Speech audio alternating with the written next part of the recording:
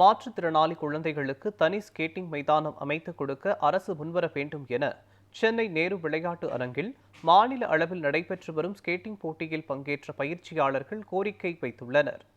இதுகுறித்து பயிற்சியாளர் வெற்றியிடம் நமது செய்தியாளர் லட்சுமணன் பழனி நடத்திய கலந்துரையாடலை தற்போது பார்க்கலாம். சென்னை நேரு விளையாட்டு அரங்கில் மாநில அளவிலான ஸ்கேட்டிங் போட்டியானது கடந்த 2 நாட்களாகவே நடைபெற்று வருகிறது. இந்த போட்டியில் தமிழ்நாடு முழுவதும் 3000க்கும் மேற்பட்ட இந்த போட்டியாளர்கள் கலந்து கொண்டு சிறப்பான முறையில் தங்களுடைய திறமைகளை வெளிப்படுத்தி வருகின்றனர். குறிப்பாக இந்த நிகழ்வில் பார்த்தோம் என்றால் மாற்றுத்திறனாளி குழந்தைகளும் கூட இந்த ஸ்கேட்டிங் நிகழ்ச்சியில் பங்கேற்று அவர்களுடைய திறமைகளை வெளிப்படுத்தி வருகின்றனர். மேலும் இந்த மாற்றுத்திறனாளி குழந்தைகளுக்கு என்னென்னவாறு பயிற்சியாளர்கள் மேற்கொள்ளப்பட்டு வருகிறது, மேலும் இவர்களுக்கு என்ன பயிற்சி கொடுக்கப்பட்டு அவர்கள் விளையாட்டிற்கான ஊக்குவிப்பு குறித்து பேசுவதற்காக பயிற்சியாளர் அவரிடம் கேட்டு தெரிஞ்சு கொள்ளலாம்.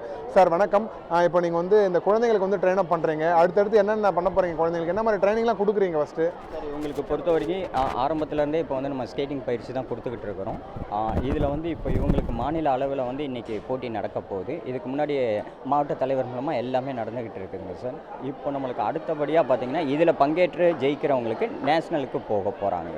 இப்போது நம்ம தமிழ்நாடு அரசு சார்பாக இந்த விளையாட்டுத்துறைக்கும் அதிகமான முக்கியத்துவம் கொடுத்துட்டு வராங்க. இப்போ அடுத்த கட்டமாக நீங்கள் அந்த குழந்தைங்களை கொண்டு போகணும்னா இந்த அரசுக்கு என்ன கோரிக்கை வைக்கிறீங்க சார்? இப்போ நீங்கள் சார் அரசுக்கு கோரிக்கைன்னு பார்த்தீங்கன்னா இவங்க சிறப்பு குழந்தைகளுக்கு தனிப்பட்ட ஒரு விளையாட்டு ரிங்க்கு, அதாவது நம்மளோட ஸ்கேட்டிங் ரிங்க்குன்னு பார்த்தீங்கன்னா மாற்றுத்திறனாளிகளுக்கும் மற்றும் சிறப்பு குழந்தைகளுக்குன்னு தனியாக ஒரு ரிங்க் இருந்ததுன்னா இன்னும் சிறப்பாக இருக்கும்.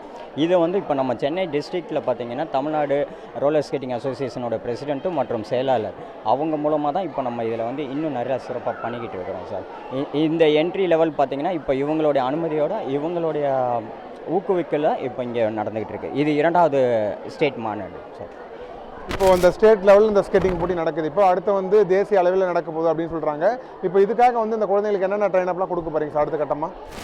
சார் அவங்கள பொறுத்த வரைக்கும் பார்த்தீங்கன்னா ஸ்கேட்டிங்க்கு விளையாட்டை பொறுத்த வரைக்கும் நார்மல் ஸ்பீட் ஸ்கேட்டர்ஸ் என்ன பண்ணுறாங்களோ அதே ட்ரைனிங் தான் இப்போ இவங்களுக்கும் நம்ம கொடுத்துட்டு இருக்கோம். இவங்களுக்கு இன்னும் கொஞ்சம் அதிகப்படியான ட்ரைனிங் நம்ம கொடுத்துட்ருக்கோம். ஏன்னா நார்மல் ஸ்கேட்டர்ஸை பொறுத்த வரைக்கும் அவங்களுக்கு நம்ம சொல்கிறதே உடனடியாக புரியும். இப்போ இவங்களை பொறுத்த வரைக்கும் என்னென்னு பார்த்தீங்கன்னா நம்ம கூட இருந்தே அவங்களுக்கு ஊக்குவிக்கிற மாதிரி இருக்கும்.